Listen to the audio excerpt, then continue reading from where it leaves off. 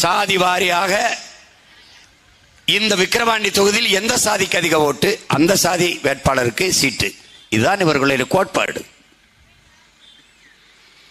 இதை என் மக்கள் அறியாமையிலும் மறதியிலும் நேற்று ஒன்று பேசினார்கள், இன்னைக்கு ஒன்று பேசுகிறார்கள் என்று நினைவில் வைத்துக் கொள்ள முடியாத மறதி இருப்பதால் இவர்களுக்கு அது வசதியாகிறது. இதை இந்த அரசியல் தலைவர்கள் முதலீடாக வைத்து 60 ஆண்டுகளுக்கு மேலாக அரசியல் செய்து விட்டார்கள்.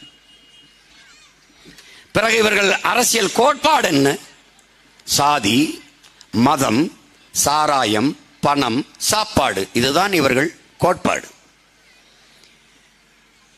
சாதிய உணர்ச்சியை தூண்டுவது, மத உணர்ச்சியை தூண்டுவது, சாராயம் கொடுப்பது, சாப்பாடு கொடுப்பது, பணம் கொடுப்பது, இதை தவிர வேற என்ன செய்திருக்கிறார்கள்? என்ன செய்திருக்கிறார்கள்? இதுவரை 60 ஆண்டுகால ஆட்சியில் இந்த ஆட்சியாளர்கள் நிறைவேற்றிய திட்டங்கள் சலுகை, போனஸ், மானியம், இலவசம். இதை தவிர வேற ஏதாவது திட்டங்கள், மக்கள் நலன் சார்ந்த திட்டங்கள் எதுவும் இல்லை, எதுவுமே கிடையாது. எந்த உரிமை உனக்கு இருக்கிறது? இந்த நிலத்தில் இந்த மண்ணின் மகன் என்று நீ பெருமையோடு சொல்லிக்கொள்ள உனக்கு என்ன உரிமை இருக்கிறது?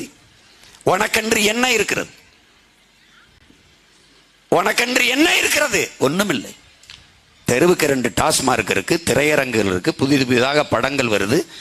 குடிப்பாய், மயக்கத்தில் படம் பாப்பாய், திருப்பி வருவாய், மதுப்போதை, திரைக்கவர்ச்சி, இதிலேயே மூழ்கி சிந்திக்கிற திறனற்று போனாய், உழைக்கிற உடல் வலிமையற்று போனாய். நீ உழைப்பில் இருந்து வெளியேறினாய். அந்த வேலைக்கான தேவை அப்படி இருக்கிறது.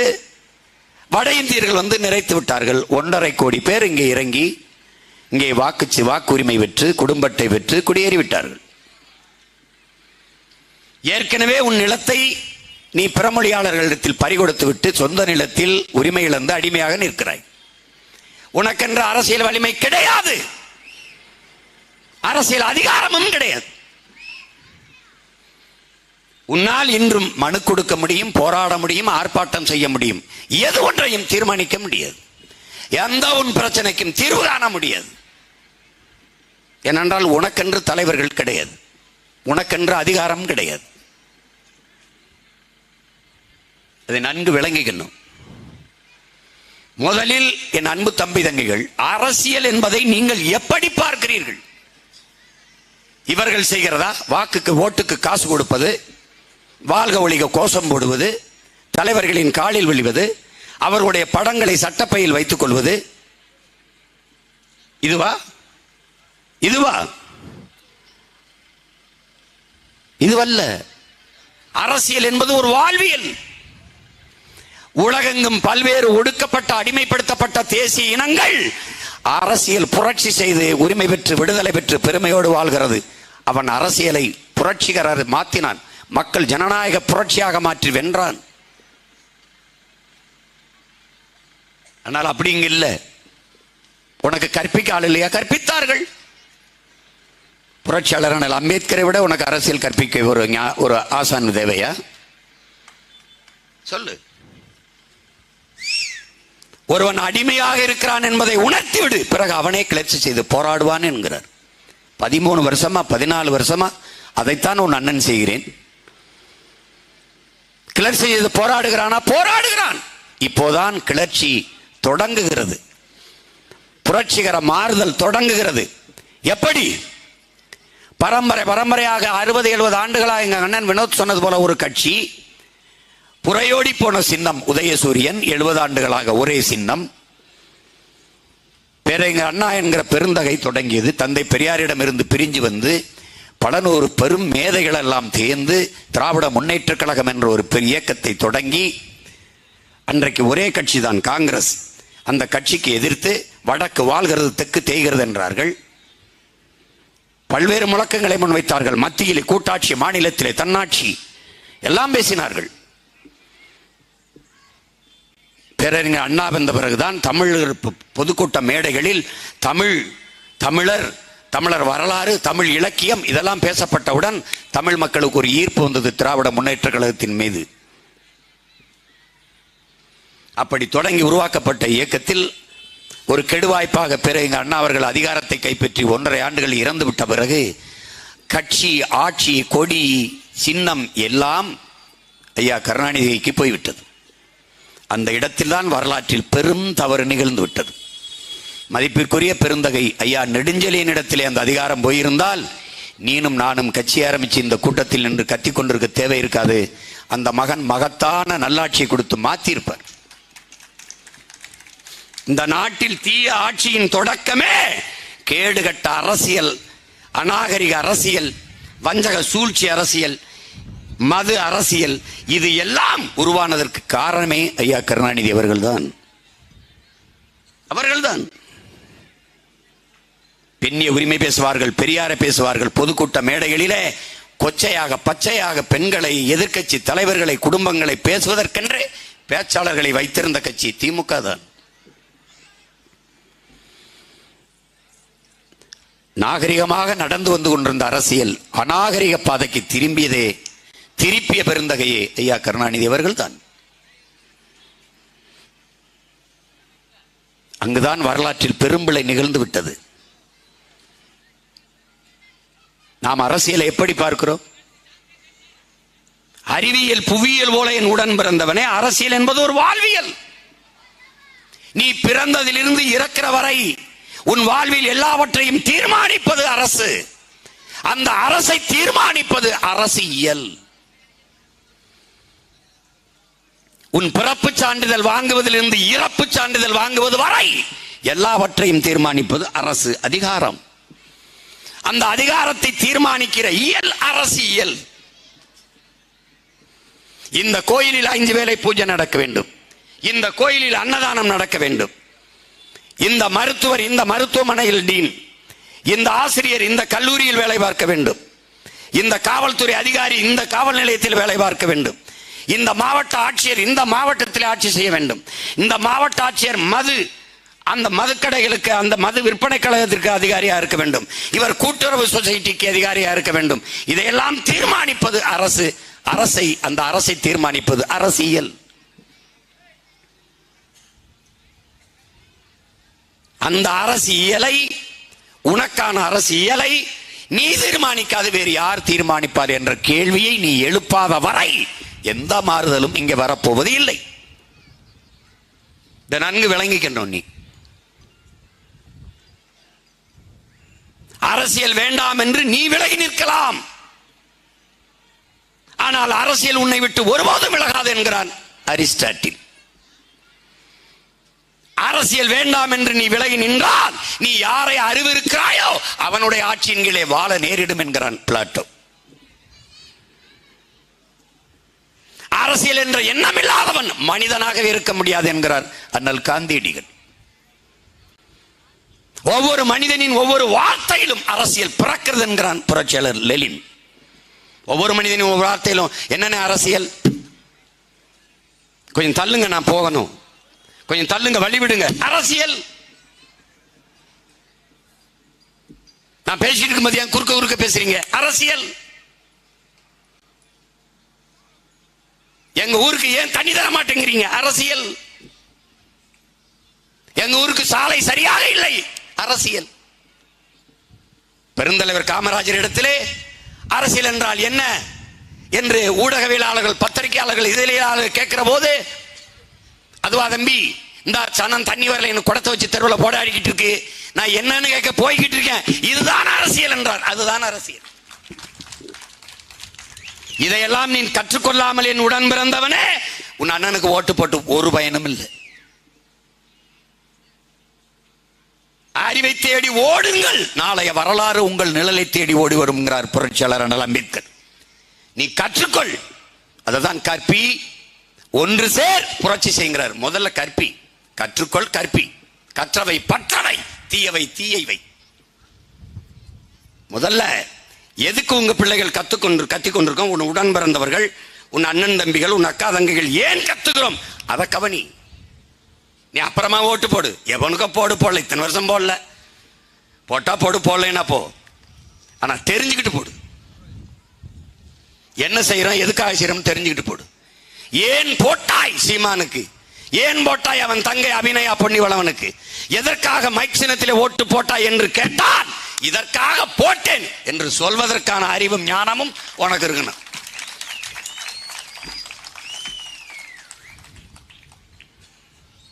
அது ரொம்ப முக்கியம்.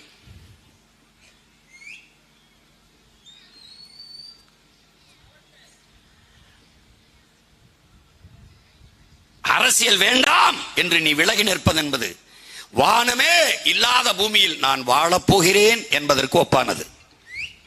மனித உடலில் இருந்து உயிரை பிரிப்பதும் மனித வாழ்வில் இருந்து அரசியலை பிரிப்பதும் இரண்டும் ஒன்றுதான். இப்ப தெரியுதா அரசியல்னா? நீ இந்த கேடுகட்ட கூட்டம் செய்யறது அரசியல் நினைச்சுக்கிட்டு இருக்காத. இவங்களை ஒழிக்கிறதுக்கு தான் உண்மை, ஒழிப்பதுதான் உண்மையான அரசியல். நீ நினைப்ப ஊழல் லஞ்சத்தை ஒழிக்கணும், ஒழிக்கணும், முதல்ல அதுக்கு இவங்களை ஒழிக்கணும். ஏழ்மை வறுமையை போக்கணும், தூய குடிநீர் உனக்கு கிடைக்கணும், படிக்கணும், படிச்சதுக்கு ஏற்க வேலை வேணும். இவன் தருவார்களா? மாட்டார்கள், மாட்டார்கள். 13 ஆண்டுகளாக கத்துற உன் அண்ணன் நான் ஆட்சிக்கு வந்து எப்படி ஆட்சி செய்வேன் என்று, நாம் தமிழர் கட்சி எப்படி அரசாளும் என்று 2016 தேர்தலில் ஒரு புத்தகம் வெளியிட்டேன். தேர்தல் அறிக்கை இல்ல, ஆட்சியின் செயல்பாட்டு வரைவு. மக்கள் அரசு .com ஒன்று இருக்கு, படித்த தம்பி தங்கைகள் தட்டி பாருங்க. கல்வியை எப்படி கொடுப்பேன், மருத்துவத்தை எப்படி கொடுப்போம், நீரை எப்படி தேக்குவோம். எங்க கோட்பாடு ரொம்ப பெரிதல்ல என் உடன் பிறந்தவர்களே. வயிறு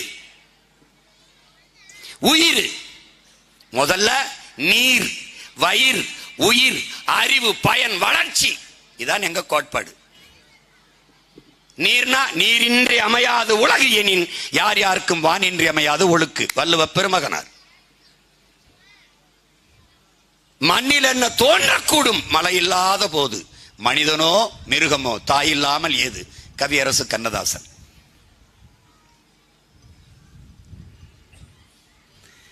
ஒரு துளி நீர் விழாம பசும் புல்லு கூட தலை நட்டாதங்கிறான் வள்ளுவ பெருமகனார். நல்லா கொஞ்சம் நீரின்றி அமையாத உலகு. நீரில் இருந்துதான் ஒரு செல் உயிரினம் அமீபா தோன்றி அதிலிருந்தான் இவ்வளவு உயிரினங்கள் பரிணாமம் அடைஞ்சிருக்கு. நீர்ல தான் முதல் உயிரினம் தோன்றுச்சு. நீர் இல்லைன்னா ஒண்ணு இல்லை. நீ இல்ல, நான் இல்ல, புல் இல்ல, பூண்டு இல்ல, ஆடு இல்ல, மாடு இல்ல, ஒன்னும் கிடையாது. அப்ப நீர் வள பெருக்கம், நீர் மேலாண்மை. இது யாரையாவது திமுக காரன பேச சொல்ற? நீர் மேலாண்மை என்னன்னு பேச சொல்லு. 950 மில்லிமீட்டர் 4500 TMC உனக்கு ஆண்டுதோறும் மழை. 1500 TMC தான் பயன்பாட்டில் இருக்கு. மீதி எங்க போகுது? கடல்ல போகுது. உங்க அண்ணன் முதலமைச்சர், சீஃப் மினிஸ்டர் ஆஃப் தமிழ்நாடு, அந்த மீதி இருக்கிற தண்ணியை தேக்கிறதுக்கான ஏற்பாடு. ஒரு சொட்டு தண்ணி கடலுக்குள்ள போகாது. இப்ப என்ன பண்ணணும்? எனக்கு தேவையானது தேய்க்கணும். நீர் மேலாண்மை எப்படி இருக்கணும்? அணை கட்டக்கூடாது. நம் முன்னோர்கள், நம் பாட்ட கரிகால் பெருவள சோழன் அணை கட்டல, தடுப்பணை கட்டினா. தடுத்து அங்கேயே தேக்குவதல்ல, தேக்கிட்டு மேலே ஏறுது, ஓவர் ஃப்ளோ. அது நிறைஞ்சு அடுத்தடுத்து ஓடும். அங்க ஒரு அணை, அது நிறைஞ்சு அடுத்தடுத்து ஓடும். இது எந்த மாதிரியான நீர் மேலாண்மை? அன்பு தம்பி தங்கைகளே, கடல் தாய், சூரியன் தந்தை, இருவருடைய இணைவிலே நீராவியாகி, அப்படி நீராவியாகி மேல போகுது. அப்படியே குளிர்ந்து மேகமா மாறுது.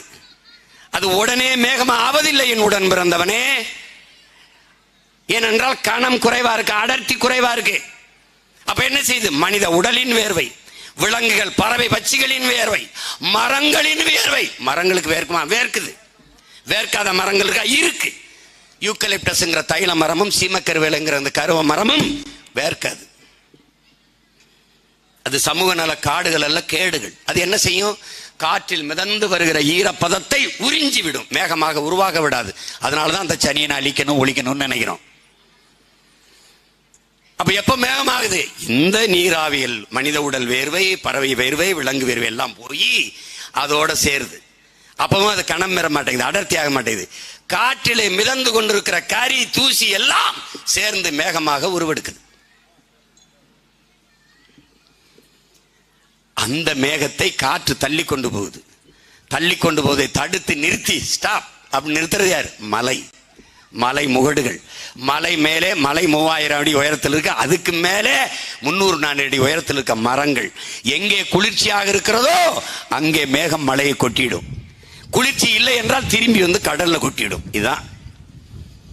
அப்படி கொட்டுகிற மலையை அப்படியே உடனே கீழே இறங்கி ஓட விடாம மரம் தன் இலையில் வேர்களில் அப்படி பிடிச்சு வச்சுக்குது. இலையை கொட்டி கொட்டி கொட்டி கொட்டி வேர்களை மக்கி அது மண்ணாக புது வடிவம் பெற்றுகிறது. நீரை தேக்கி வைத்துக் கொள்ளுது தன் உணவுக்கு. அங்கிருந்து உருண்டு ஓடி வரதை கிராஸ்லேண்ட், புல்வெளி, அந்த சமவெளியில் இருக்க புற்கள் தன்னுடைய உணவு தேவைக்கு தேக்கி வச்சுக்கிறது. அங்கிருந்து ஓடி வருவதை சோலைக்காடுகள் என்று அடர்ந்த புற்கள் இருக்கிற அது தன் உணவு தேக்கி வச்சுக்கிறது. ஒரு புலி செத்து போனால் 25,000 மனிதர்களுக்கான குடிநீர் தட்டுப்பாடு வருதுங்கிறான்.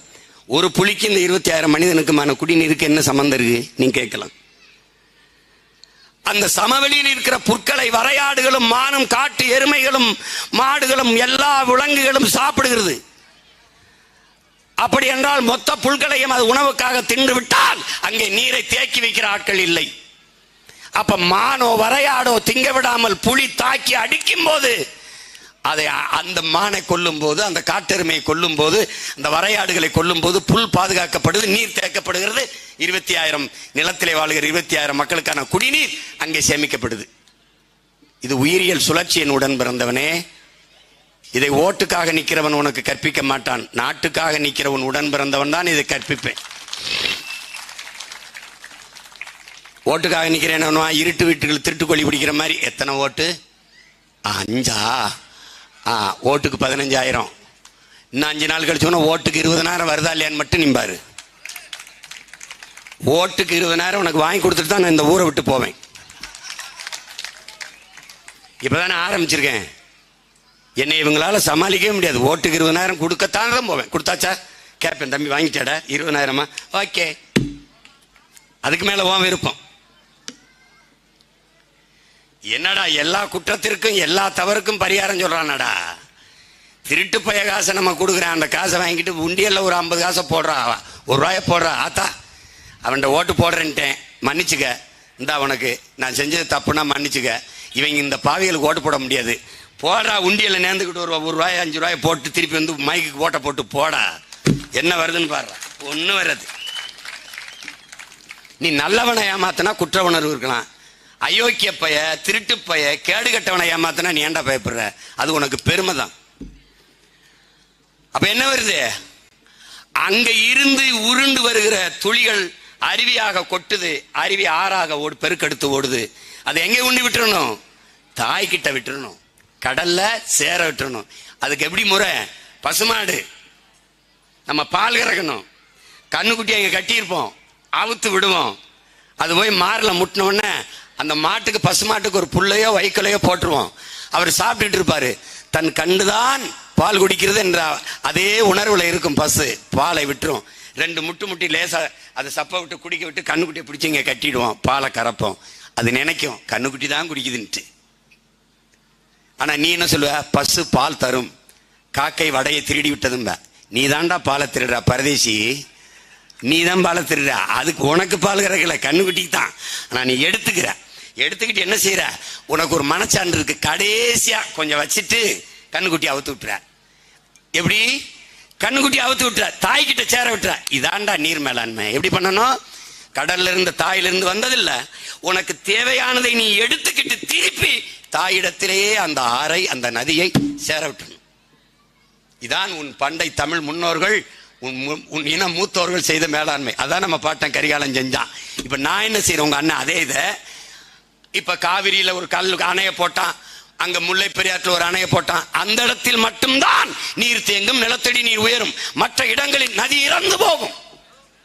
அந்த ஆறை நம்பி இருக்கிற மற்ற உயிரினங்கள், ஆற்று கரையில் இருக்கிற புல்லு பூண்டு மரம் செடி கொடி எல்லாம், நத்தை நண்டு எல்லாம், புழுக்கள் பூச்சிகள் எல்லாம் செத்து போகும். அப்ப என்ன பண்ணணும்? ஓட விடணும். அப்ப என்ன செய்யணும்? நதி ஓடி வருது, அணைய கட்டாத படக்குன்னு திருப்பு, 200 ஏக்கர்ல ஏறி நிறைச்சுக்க, படக்குன்னு திருப்பு 3000 ஏக்கர்ல ஏறி நிறைச்சுக்க, படக்குன்னு திருப்பு 500 ஏக்கர்ல ஏறி கம்மா நிறைச்சுக்க. உனக்கு தேவையானதை எடுத்துக்கிட்டு கடைசியா கண்ணுக்குட்டி அவுத்து தாய்ப்பாசுகிட்ட விட்ட மாதிரி இந்த நதியை கொண்டு கடல்ல விட்டணும். இதுதான் நாம் கடைபிடிக்க வேண்டிய நீர் மேலாண்மை என்பதை அறிவார்ந்த தமிழ் சமூக மக்கள் புரிஞ்சுக்கணும். நீ என்ன பண்ற? கொழுப்படுத்து போய் எந்த நீர் தேக்கத்தையும் உருவாக்குறதுல, இருக்கிற நீர் தேக்கத்தில் ஆக்கிரமிச்சு வீடை கட்டிவிட்டு எல்லாத்தையும் பண்ணிவிட்டு வித்துவிட்டு கூறு போட்டு பிளாட் ஆக்கிவிட்டு நீரின்றி அமையாது உலக என்று வாடிய வள்ளுவ பெருமகனா இருக்க ஏரிய தூத்துத்தான் இவன் வள்ளுவர் கோட்டம் கட்டியிருக்காங்க. ஏரியாவுக்கு பேர் என்னமா? லேக் ஏரியா. லேக் எங்கயா? அப்படிப்பட்ட மேதைகள்கிட்ட நீ நாட்டை கொடுத்துட்ட. அப்ப நீர்வள பெருக்கம். நீரை பெருக்க அடுத்த என்ன வேலை? பசி, வயிறு. வயிறுக்கு என்ன பண்ணுவ? வேளாண்மை செய்யணும். சோறுக்கு என்ன பண்ணணும்? வேளாண்மை செய்யணும். யார் செய்யறா? நீ வெக்கப்படுற. ஆதியில் நீ செய்ததே அந்த வேலை தான். முதல்ல ஆடு மாடு வளர்த்த, வேட்டையாடி சாப்பிட்ட, அப்புறம் ஆடு மாடு வளர்த்த, அப்புறம் வேளாண்மை செய்த. உனக்கு தெரியுமா? இவன் சொல்லுவான், கல் தோன்றி மண் தோன்றா காலத்தை வாளோடு முன்தோன்றிய மூத்த குடி முன்தோன்றிய மொழி தமிழ் அப்படின்னு பழம்பெருமே பேசிருக்காங்க. அது அப்படி இல்லை. கல் தோன்றிட்டது மலை, குறிஞ்சி நிலம் தோன்றிட்டது. ஏன் குறிஞ்சி? அங்கே குறிஞ்சி மலர்கள் மலர்வதாலே அந்த நிலத்திற்கு பெயர் நம் முன்னவர்கள் குறிஞ்சி திணை, குறிஞ்சி நிலம் என்று வைத்தார்கள். மலையும் மலை சார்ந்த இடமும். அங்கேயே மனிதர்கள் நாம் வாழத் தொடங்கிவிட்டோம். அங்கேயே தமிழ் தோன்றிட்டது. அங்கே வாளும் வேலும் ஏந்தி விட்டான் தமிழன். அங்கே ஏன் ஆதிக்குடி தமிழன்? அவன் பேசிய முதல் மொழியிலே இந்த ஒளிகள் எல்லாம் இன்றும் எல்லா மொழிகளிலும் காண கிடக்கிறது. அதனாலேயே தமிழ் ஆதிமொழி, ஆதி மனிதன் தமிழன் என்று உலகம் சொல்லுது. புரியுது?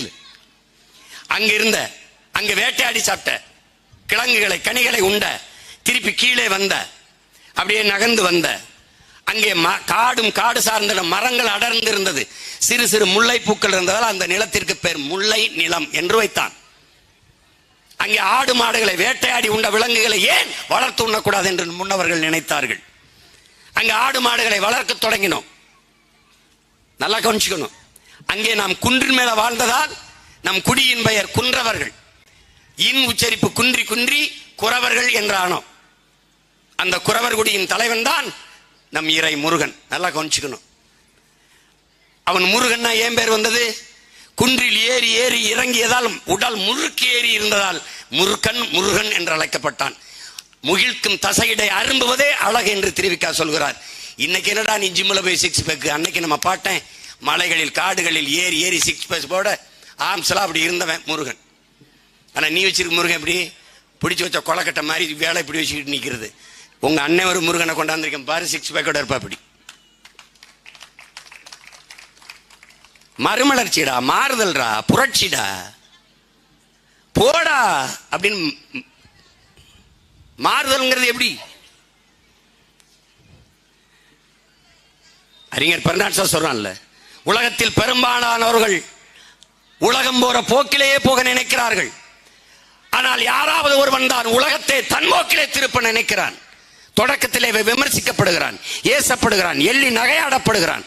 ஆனாலும் பாருங்கள், உலகம் பெற்றிருக்கிற இத்தனை மாறுதலுக்கும் காரணம் உலகத்தை தன் போக்கிலே திருப்ப நினைத்தவர்கள் தான் என்று. அப்படித்தான் மார்க்ஸ், அப்படித்தான் சாக்ரட்டிஸ், அப்படித்தான் லெனின், அப்படித்தான் புத்தன், அப்படித்தான் போலே, அப்படித்தான் அம்பேத்கர், அப்படித்தான் எல்லா புரட்சியாளனும்.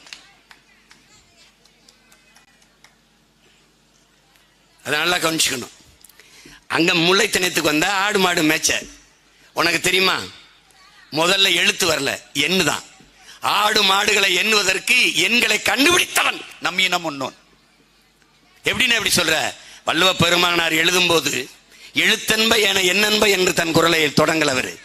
எண்ணன்ப என எழுத்தன்ப இவ்விரண்டும் கண்ணன்ப வாழும் உயிருக்குன்னு எழுதுறாரு. ஏன் என்னை முதல்ல வச்சாரு? எண்ணு முதல்ல தோன்றிருச்சு எழுத்துக்கு முன்னே. எழுத்துக்கள் தோன்றுவதற்கு முன்பே எண்கள் தோன்றிவிட்டது. அந்த நிலத்தில், குறிஞ்சி நிலத்தில் வாழ்ந்தவன் குன்றவன் குறவன். அடுத்த நிலத்தில் வாழ்ந்தவன் ஆயன், கோன். ஏன் கோன்? அந்த குடிகளின் தலைவன் கையிலே ஒரு கோலை கொடுத்தார்கள், அதனால் அவன் கோன். கோன் என்றால் அரசன் என்று பொருள். நாம் மேய்ப்பர்கள், ஆயர்கள். இன்றும் கிறிஸ்துவத்தில் நல்ல மேய்ப்பன் இயேசு என்று சொல்கிறார்கள், ஆயர் என்று சொல்கிறார்கள். இன்னும் பிசப்புகளை தமிழிலே ஆயர்கள் என்றுதான் சொல்கிறார்கள். ஆயர்கள். அடுத்து கீழே இறங்குகிறோம். வயலும் வயல் சார்ந்த இடமும். அங்கே மருத மரங்கள் அதிகமாக இருந்ததால் அந்த நிலத்தின் பெயர் மருத நிலம்.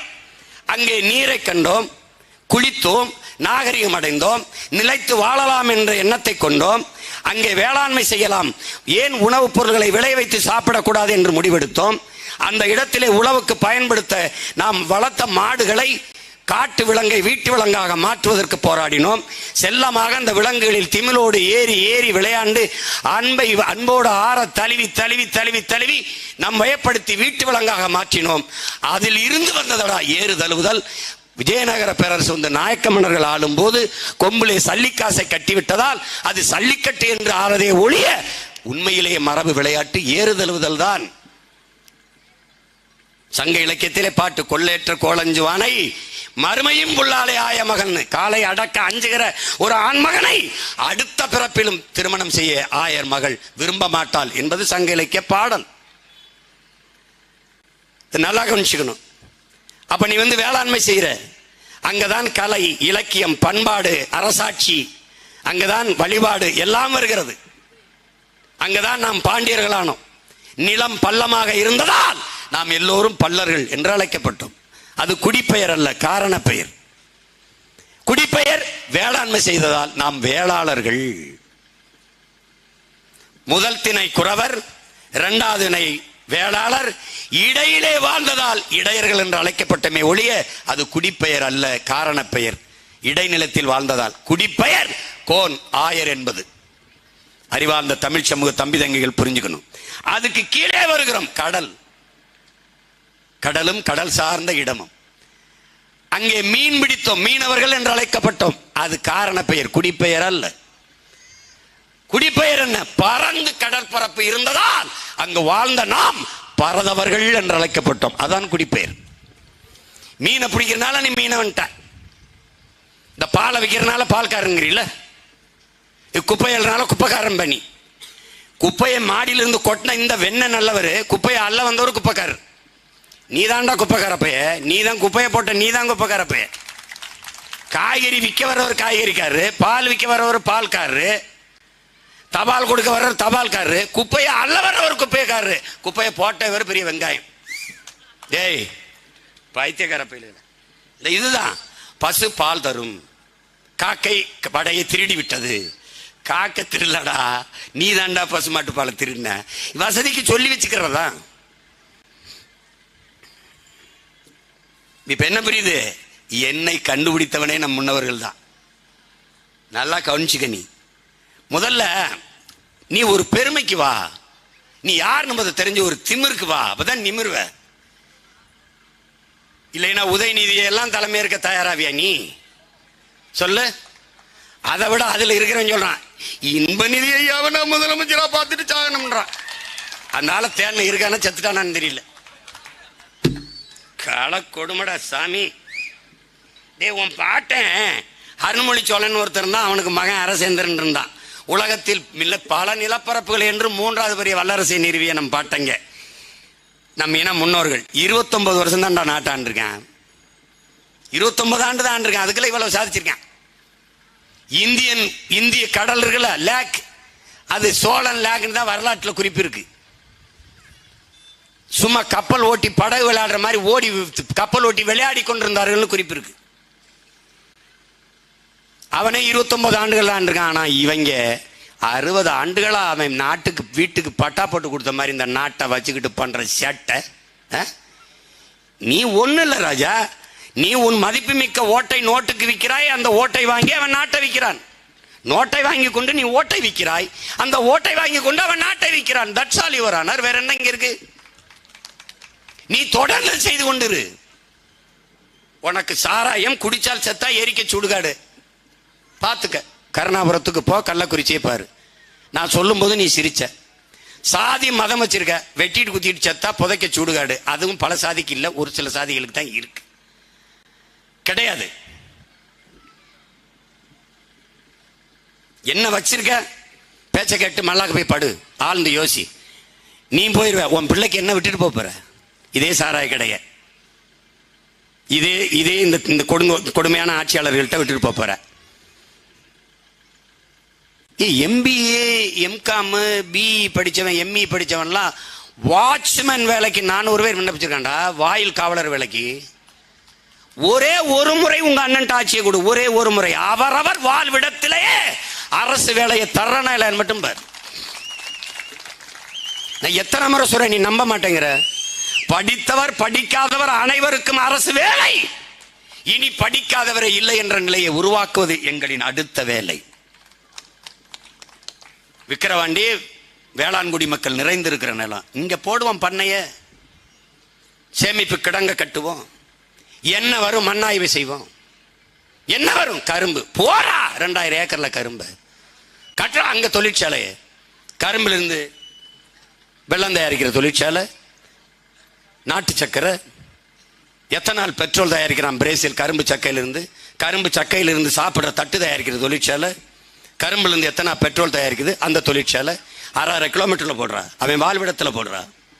இந்த பெரிய கட்டடம் கட்டியா? சீட்ல கட்டிட முடியாது. இந்த இண்டஸ்ட்ரியை கட்டி வேலை செய்ய முடியாதா? கரும்பை வெட்டி கரும்பை போட்டு ஆலையில காய்ச்சறதுக்கு எதுக்குடா எஜுகேஷன்? எதுக்குடா கல்வி? எத்தனை டன் வெள்ளம் காய்ச்சிருக்கு எண்ணி அடுக்கத்தாண்டா படிச்சவன் தேவை. படிச்சவனுக்கு வேலை, படிக்காதவனுக்கு வேலை, அரசு வேலை, அவ்வளவுதானே. இதை செய்ய முடியாதா? கற்பனையில பேசிட்டு பாருங்க சீமான். சாத்தியமில்லாத ஒன்றை சாத்தியப்படுத்துவதற்கு பேர் தாண்டா புரட்சி.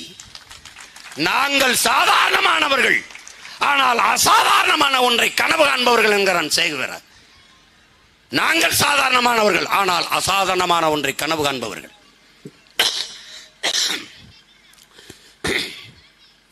இந்த உலகத்தில் யாராலும் சுமக்க முடியாத ஒன்றை, ஒரு பெரும் கனவை சுமந்து நின்றா. யாராலும் சுமக்க முடியாத பெருங்கனவை சுமந்து நின்றா. அதான்டா உலகத்திலே எல்லாவற்றையும் விட பெரிதுங்கிறான் ஆல்பர்ட் ஐன்ஸ்டீன். உங்கள் பிள்ளைகள் நாங்கள் யாராலும் சுமக்க முடியாத பெருங்கனவு, அடிமை தமிழ் தேசிய இனத்தின் விடுதலை, உரிமை, மீட்சி, தமிழ் தேசிய மக்களின் எதிர்கால பாதுகாப்பான நல்வாழ்வு என்கிற ஆக பெரும் கனவை சுமந்து நிற்கிறோம். அதனாலதான் கோடி கனவு கொண்டோம் என் உறவுகளை, உடன் பிறந்தார்களே, அதை நிறைவேற்ற ஓடி வாருங்கள் என்று உங்களை இருகரம் குப்பி அழைக்கிறது காரணம் தான். என்னால செய்ய முடியாதுன்னு நினைக்கிறியா? எவ்வளவு வேலை இருக்குன்னு நினைக்கிறீ நீ? உலகம் இயற்கை உணவுக்கு திரும்புது, ஈடு கொடுக்க முடியல. நாட்டுக்கோழி வளர்க்க முடியல, டூப் பண்ணக்கோழி வளர்க்குறான். நாட்டுக்கோழி முட்டை சாப்பிட விரும்புறான். அப்ப இந்த கறி, இந்த முட்டைக்கோழி இருக்குல்ல, லகான் கோழி, அந்த முட்டையை கொண்டு காப்பி தண்ணியில முக்கி இந்த நாட்டுக்கோழி நேரத்துக்கு கொண்டு வர துடிக்கிறான். ஏமாத்துறான். நீ படிச்சிருக்கில்ல, விதை வச்சிருக்கியா? நீ உன் பாரம்பரிய மாடு ஒன்றை இருக்கா? உன் பாரம்பரிய விதைகள் இருக்கா? நீ நெல் விதை வச்சிருக்கியா? கத்தரி தக்காளி விதை வச்சிருக்கியா? வெண்டைக்காய், சுரக்காய், பூசணிக்காய் விதை வச்சிருக்கியா? உன் விதை இருக்கா? இல்ல.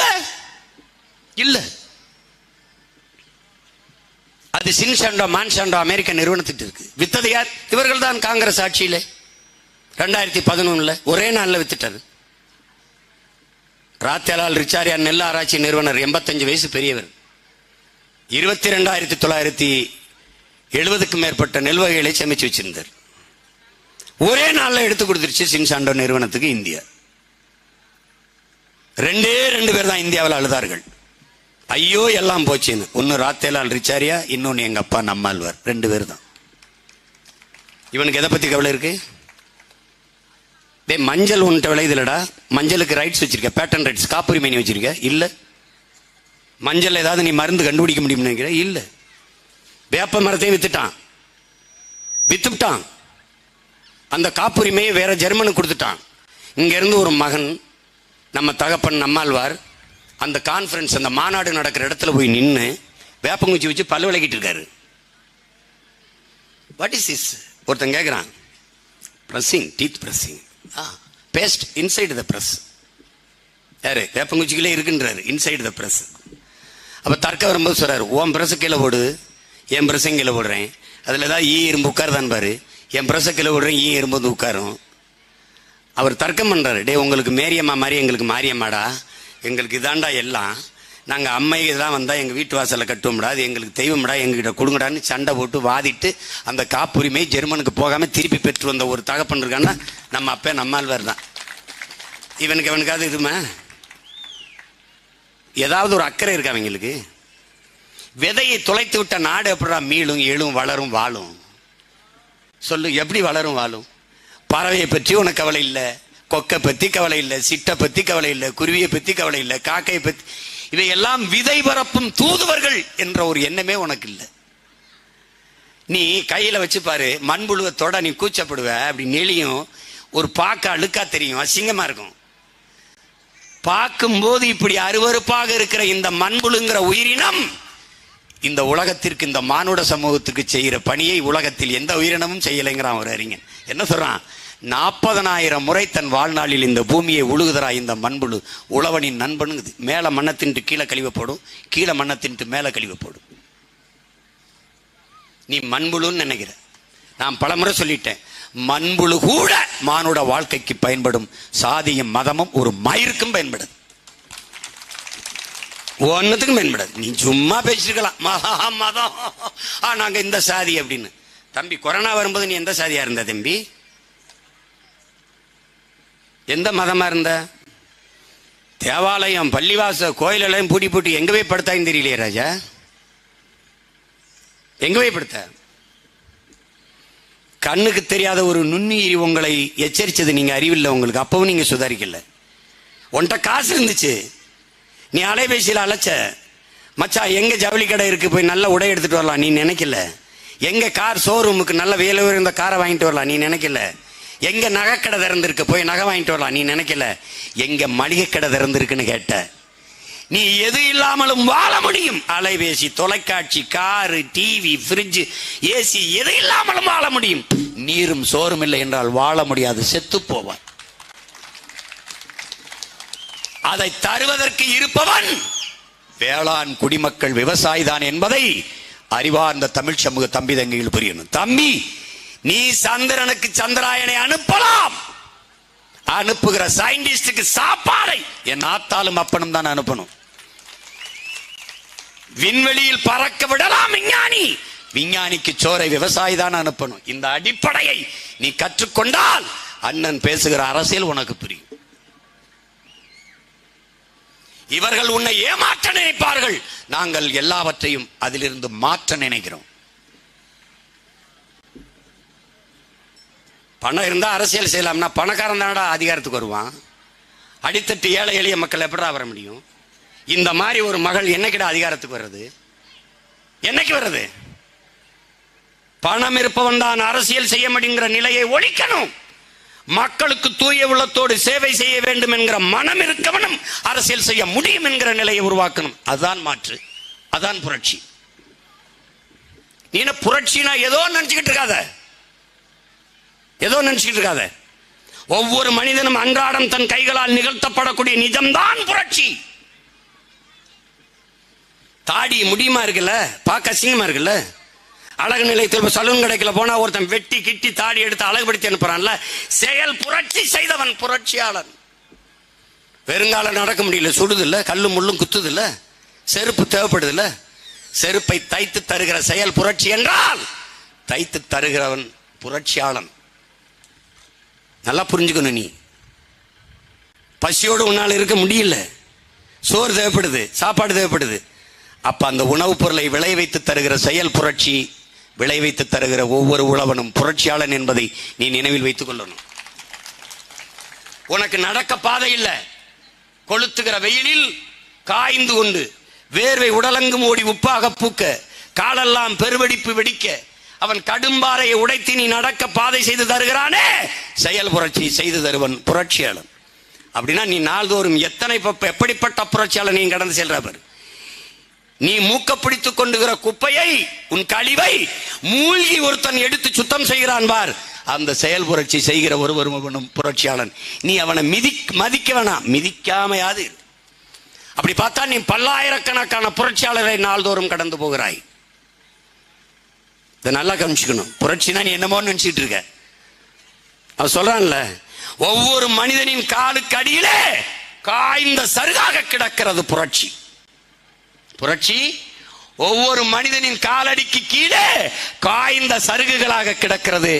ஒரு தீக்குச்சியின் உரசலுக்காக காத்துக்கொண்டு, ஒரு தீக்குச்சியின் உரசலுக்காக காத்து கொண்டிருக்கடா புரட்சி.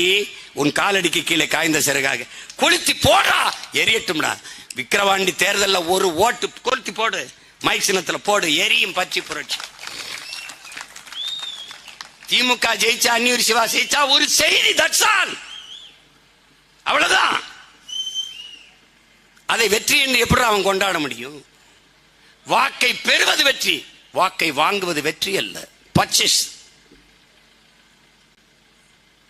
ஆனால் புரட்சிகர மாறுதல் வர முடியும். எப்படி வர முடியும்? எளிய மக்கள், அதிகாரமற்ற பிள்ளைகள், பெரும் பெரும் பண முதலீடு இல்லை, ஊடகங்கள் ஆதரவில்லை. ஒரு எளிய மகள், அவளுக்கு எந்த அரசியல் பின்புலம் இல்லை, படித்த மகள், எல்லாவற்றையும் விட்டுவிட்டு இந்த மண்ணுக்கு மக்களுக்கும் செய்ய வேண்டும் வந்த எளிய மகளை, ஒரு பெண் மகளை விக்கிரவாண்டி மக்கள் ஆதரித்து இத்தனை கூட்டணி கட்சிகளுக்கு இடையிலே ஒரு தனியாக நின்ற ஒரு கட்சியில் ஒரு பெண்ணை தேர்வு செய்து வெல்ல வைத்து விட்டார்கள் என்றால் இந்திய அரசியல் வரலாற்றில் மாபெரும் புரட்சி. உலக அரங்கிலே எல்லா நாடுகளும் திரும்பி பார்க்கும். புரட்சிக்கான தொடக்கம் உலகெங்கிலும் இப்படிதான் நடந்திருக்கு, இப்படிதான் நடந்திருக்கு. படித்த தம்பி தங்கைகளே, சமைக்கா என்கிற நாடு உலக வரைபடத்தில் எங்கே இருக்கு? யாருக்கு தெரியும்? காட்டு பார்க்கலாம். ஆனா உலகத்திலே சமைக்கா என்கிற ஒரு நாடு இருக்கிறது என்பதை ஒற்றை மகன், ஒரே மகன், உசைன் போல்ட்ங்கிற ஒரே மகன் ஓடி ஓடி ஓடி ஓடி ஓடி உலகத்தின் உயரத்திற்கு தன் தேசத்தை கொண்டு நிறுத்தினான். சமைக்கா என்றால் உசைன் போல்ட், அவனை மிஞ்சிய ஓட்டப்பந்த வீரன் இல்லை அப்படின்னு நிரூபிச்சான். ஒரே ஒருத்தன். அது மாதிரி நீ ஒரே ஒரு உறுப்பினர், என் தங்கையை நீ இந்த விக்கிரவாண்டி தேர்தலில் வெல்ல வச்சு அனுப்பு, உலகம் திரும்பி பார்க்குதா என்பது. தமிழர் என்ற இனம் உண்டு, தனித்தேவருக்கு ஒரு குணம் உண்டு. மானமும் உயிர், மானமும் வீரமும் அவருக்கு உயிர் என்று இந்த விக்கிரவாண்டி தேர்தலில் காட்டு. மானமும் வீரமும் அவனுக்கு உயிரிடா. போட்டான்டா, ஓட்ட போட்டான்டா, வாங்கினான் காசு 20,000 வாங்கினான்.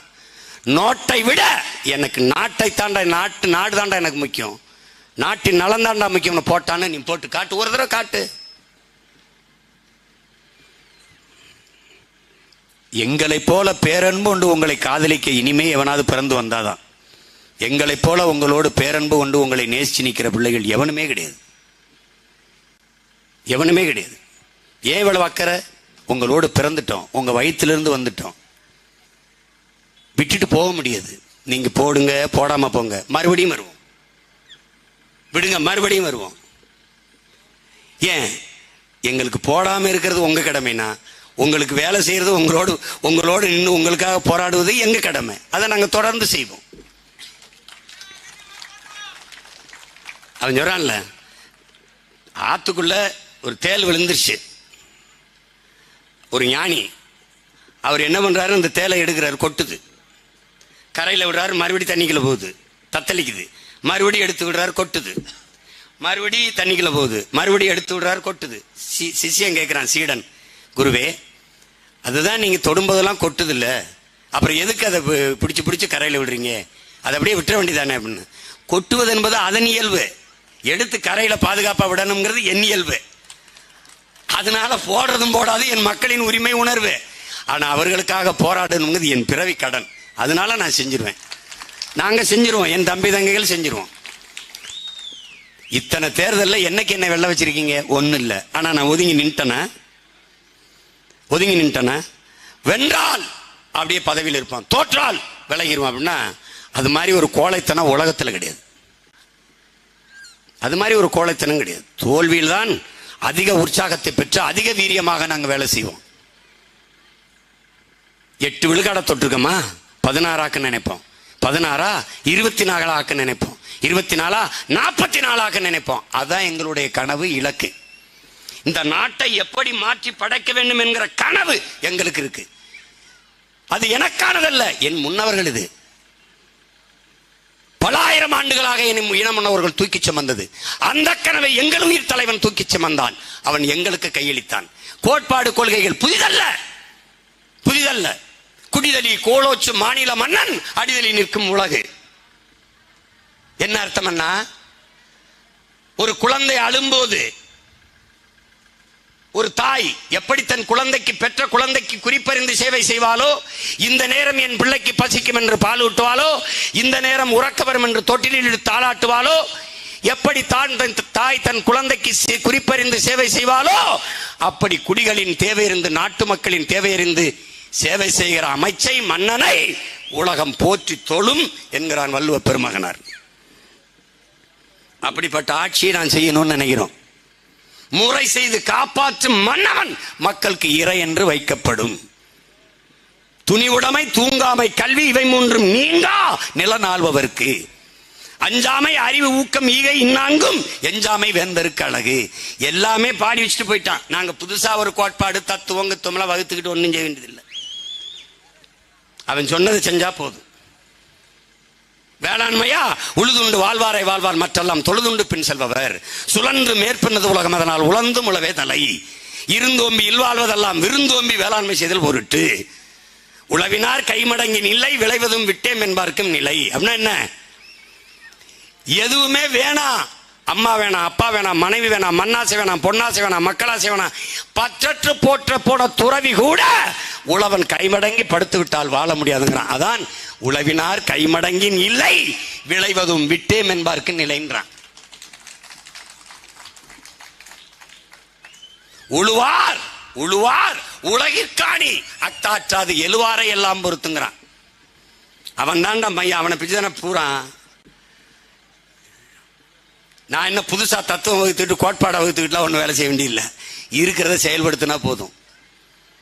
தமிழனுக்கு அறிவுக்கு பஞ்சமா? செயல்படுத்த தான் ஆளுக்கு பஞ்சம். இப்படி ஒரு 10 குறளை ஸ்டாலினையும் அந்நியூர் சிவாவையும் பேச சொல்லு, என் தங்கச்சியும் பேச சொல்றேன். எதையாவது ஒன்று பேச சொல்லு பார்ப்போம். தமிழர்னா யாரு, வரலாறுனா என்ன, திராவிடம்னா என்ன, ஏதாவது சொல்ல சொல்லு. கடைசிக்கு திராவிடம்னா கல்யாணம்னு. அன்னைக்கு ஒரு தம்பி பேசுறேன், எங்கடா போயிட்டா காணோம்னு. சும்மா திராவிடத்துக்கு போனேன். திராவிடத்துக்கு போனியா? திராவிடம்னா அதானே நண்பனுக்கு கல்யாணம். கல்யாணத்துக்கு போறதுக்கு திராவிடத்துக்கு அண்ணே, முதல்வர் ஸ்டாலின் சொல்லியிருக்காரு அண்ணே, திராவிடம் திராவிடம் என்று கேட்கிறார்களே அவர்களுக்கு சொல்லுவேன், இந்த கல்யாணம் தான் திராவிடம்னு. ஓ, இதுதான கல்யாணம் தான் திராவிடமா? என் பங்காளி வடிவேல் சொல்வார்ல, பாரதியாரா பாரதி ராசாவா, அவரே கன்ஃபியூஸ் ஆயிட்டார். ஐயோ அப்படின்னு. அவங்களுக்கு என்னன்னே தெரியல. இவ்வளோ காலம் வண்டி ஓட்டிட்டாங்க, என்னன்னே தெரியல. அறிவார்ந்த தமிழ் சமூக மக்கள், என் தம்பி தங்கிகள், ஆழ்ந்து தெளிந்து நீங்க சிந்திச்சு இந்த தேர்தலை அணுகணும். வாக்கு என்பது ஜனநாயகத்தில் மக்களாட்சி தத்துவத்தை ஏற்றுக்கொண்டதில் வலிமை மிக்க ஆயுதம். அதை அநீதிக்கு எதிராக நீங்கள் ஏந்தணும். ஊழல் லஞ்சத்திற்கு எதிராக ஏந்தணும். ஊழல், லஞ்சம், பசி, பஞ்சம், கொலை, கொள்ளை, சாதிய இழிவு, தீண்டாமை, அடக்குமுறை, ஒடுக்குமுறை, மதுமத போதை, பெண்ணி அடிமைத்தனம், இது ஏதுமற்ற ஒரு தேசம் படைக்க நீங்கள் உங்கள் வலிமை மிக்க ஆயுதத்தை, வாக்கு என்கிற ஆயுதத்தை தூக்கணும். கல்வி, கல்விக்கேற்ற வேலை, வேலைக்கேற்ற சம்பளம், அதை கொண்டு வாழ்கிற பெருமை மிக்க வாழ்வு. 5க்கும் 10க்கும், அரிசிக்கு வேட்டிக்கும், 100க்கும் 1000க்கும் கையேந்தாத ஏழை வறுமை நிலையில் இல்லாது நம் மக்களை மீட்டெடுக்கணும். இலவசம்ங்கிற சொல்லை ஒழிக்கணும். அது தன்மான இழப்பு. இலவசம் பெற வேண்டிய ஏழ்மை வறுமை நிலையில்லாத நம் மக்களின் வாழ்க்கை தரத்தை உயர்த்தணும். எல்லாருக்கும் வேலை கொடுக்க முடியும். வேளாண்மையை முன்னிறுத்தி கட்டமைத்தால் வேலை இல்லை என்று எவரும் சொல்ல முடியாது. அண்ணன் சொல்றேன் பாரு, ஒரு பனை மரம், அடர்த்தியா பனை மரம் கிட்ட தொழிற்சாலை, பதநீர், கருப்பட்டி, பனங்கற்கண்டு, நல்லா கவனிச்சுக்க. பனை ஓலையிலிருந்து கொட்டான், பொட்டி, பாய் எல்லாம், பனை நாரிலிருந்து கட்டில், கயிறு எல்லாமே தயாரிக்க முடியும். நொங்கு பதப்படுத்துகிறோம், பனங்கிழங்க பதப்படுத்துகிறோம். பனங்கிழங்கு மாவு, மைதா அதை விட சிறந்த மாவு. அதில் ரொட்டி சொல்லலாம், சப்பாத்தி சொல்லலாம், களி கிண்டி சாப்பிடலாம், எல்லாம் செய்யலாம். இதையெல்லாம் என் தலைவன் செய்து காட்டினார். பனம் பழத்திலிருந்து மிட்டாயில் அந்த சாறை எடுத்து மிட்டாய் செய்து விற்கலாம். எவ்வளவோ செய்யலாம். தன் உடலிலே எல்லாவற்றையும் பயன்பாட்டுக்கு தருகிற ஒரு உயிர் இருக்கிறது என்றால் அது பனைதான். எல்லாவற்றையும் பயனுக்கு தரும். அங்க ஒரு தொழிற்சாலை, அது ஒரு நாள் செய்ய முடியாதா? இந்த சீமை சரக்கை ஒழிச்சிட்டு கல்லுக்கடையை திறந்து விட்டோன்னா அழகா இருக்கும் நாடு. எந்த பயலும் சொத்த வைக்க மாட்டான், குடிச்சிட்டு சாக மாட்டான். 2 லிட்டருக்கு மேல குடிக்கிற ஒரு ஆளை சொல்றா பார்ப்போம். ரொம்ப பெரிய மொடா குடியாரன் தான் 3 லிட்டர் குடிப்பான், அவ்வளவுதான் குடிப்பான். எப்படி சீமான்னு சொல்ற? பிறந்து வளர்ந்ததே அங்கே இருந்து தான். கல்லூரிக்கு போகும்போது கல்லு குடிச்சிட்டு போனவனை பத்தியாடா? நான் தான். நான் மட்டும் இல்லை, எங்கள் அண்ணன் தம்பி எல்லாரும். இந்த எங்கள் அண்ணன் உட்காந்துருக்க, இப்போ எங்கள் அண்ணன் இருக்கா? எங்கடா ரவிண்ணே? எங்கே இருக்கிறது? உலகத்தில் காலேஜ் கல்லூரி வாசலில் கல்லுக்கடை வச்சு பார்த்துருக்கீங்களா? நானும் எங்கள் அண்ணன் படித்த கல்லூரியில் தான் போவோம். வகுப்புக்கு ஒரு பதிவேட்டை கொடுப்போம், 2 பேர் வருவோம், 4-5 பேர் 10 பேர் நண்பர்கள் கல்லை குடிப்போம். நேராக பரம்குடி போவோம், புரோட்டா திம்பம், படம் பார்ப்போம், திருப்பி வருவோம். மாலையில் கபடி விளையாட போவோம். ஊருக்கு விளையாட போகிறது. மச்சான் நான் விளையாண்டு கொடுப்போம். என்னடா மச்சான் வேணும்? ஒன்றும் இல்லை மச்சான், கல் புரோட்டா படம் டிக்கெட்டு 10 ரூபா தான். அப்போ விளையாண்டு கொடுத்து ஜெயிச்சுட்டு பரிசை வாங்கிட்டு படத்துக்கு போவோம். இதே தான் வேலை. இப்போ என்ன படிச்சுப்போம்? நல்லா தான் படித்தோம். அப்போ கல் உணவின் ஒரு பகுதி, இதவர்களால் திறந்து விட முடியாது. அதனால் எனக்கு நாட்டு மக்களின் நலன் தான் முக்கியம், வேளாண்குடி மக்களின் நலன் தான் முக்கியம். பனை பயன்பாட்டுக்கு இல்லாதனால 100 ஆண்டு கால பனை, 100 ஆண்டுகளை தாண்டிய பனை 100 ரூபாய்க்கு விற்கப்படுது. அதை செங்கல் காலவாக்கி வெட்டி ஏற்றுறான். பனை என்பது நமக்கு பயன்படாது. நாம் நட்டு வச்சா என் பிள்ளைகளுக்கு தான் பயன்படும், என் சந்ததி தான் பயன்படும். மற்ற எல்லா மரங்களும் நம்மளே பயனை அனுபவிக்க முடியும், பனை அனுபவிக்க முடியாது. அதனால உங்கள் பிள்ளைகள் பல கோடி பனை திட்டம், 10 ஆண்டு பசுமை திட்டம் என்கிற திட்டத்தை கொண்டு வரப்போகிறோம். மரம் நடுதல் வளர்த்தலை மக்கள் இயக்கமாக மாற்ற போகிறோம். என் பள்ளி பிள்ளைகள், என் கல்லூரி என் பிள்ளைகள் 10 மரக்கன்றுகளை நட்டு வளர்த்து விட்டால் 10 மதிப்பெண்கள் கூடுதலாக போடணும். Practical mark. 100 மரக்கன்றுகள் என்றால் சிறந்த தமிழ் தேசிய குடிமகன் குடிமகள் விருதை கொடுத்து ஊக்குவிப்பேன். இவர்களைப் போல கள்ளச்சாராயம் கொடுத்தவனுக்கு 10 லட்சம் கொடுக்கும்போது 100 மரக்கன்றுகள் வளர்த்த என் பிள்ளைக்கு நான் 10 லட்சம் கொடுக்க கூடாதா? கொடுப்பேன். கிளீன் இந்தியா கொண்டு வந்த மோடி போல நான் கிரீன் இந்தியா மாதிரி கிரீன் பசுமை தமிழகம் கொண்டு வந்து நான் நட்டு வளர்த்து பச்சை போர்வையால் என் தாயகத்தை போர்த்துறானா இல்லையான்னு. அதெல்லாம் என்ன இருக்கணும்? அன்பு இருக்கணும், மண்ணை நேசிக்கணும். இது மண்ணல்ல என் தாயின் மடி என்கிற புரிதல் இருக்கணும். இது பூமி அல்ல என் சாமி, இது நிலம் அல்ல என் தாய் என்கிற எண்ணம் வந்ததுன்னா நீ நேசிப்ப. அதை புரிந்து கொண்டு என் அன்பு தம்பி தங்கிகள், அறிவார்ந்த எனது பெற்றோர்கள், உங்கள் பிள்ளைகள் எங்களுடைய ஆதங்கத்தை, ஆழ்மனதில் எங்களுக்கு இருக்கிற அந்த பேரார்வத்தை, இந்த மண்ணை மக்களை நாங்கள் நேசிக்கிற இந்த நேசத்தை புரிந்து கொண்டு உங்கள் மதிப்புமிக்க வாக்கை எளிய பிள்ளைகள் எங்களுக்கு தந்து வெற்றி பெறச் செய்யுங்கள். அவர்களின் வெற்றி வழக்கமானது, எங்களின் வெற்றி வரலாற்றில் புரட்சிகரமானது. என் தங்கை அபிநயா பொன்னிவளவன் வெல்வதென்பது பெரும் மாறுதல், பெரிய மாறுதல். பெரும் பணத்தை, அதிகார பலத்தை வீழ்த்தி எளிய மக்கள் வென்று விட்டார்கள்னா எப்படி இருக்கும் பாருங்க. இதுதான் தலைகீழ் மாற்றம். அந்த மாற்றத்திற்கான விதையை இந்த மண்ணிலிருந்து ஊண்டுங்கள் என் அன்பு மக்களே. ஒற்றை விரலால் உலகம் திரும்பி பார்க்கிற புரட்சியை நீங்கள் செய்ய முடியும். வாக்கு பெட்டியிலே 2வது இடத்தில் இருக்க என் தங்கை அபிநயாவிற்கு ஒளிவாங்கி சின்னத்திலே, மாய்க்கு சின்னத்திலே வாக்கு செலுத்தி வெற்றி பெற செய்யுங்கள். இது என்னுடைய வெற்றி, என் தங்கையின் வெற்றி, நாம் தமிழர் கட்சியின் வெற்றி என்று பாராது உங்களின் வெற்றி, தன்மானமிக்க தமிழ் பேரினத்தின் வெற்றி என்ற கருத்திலே நீங்கள் இந்த தேர்தலில்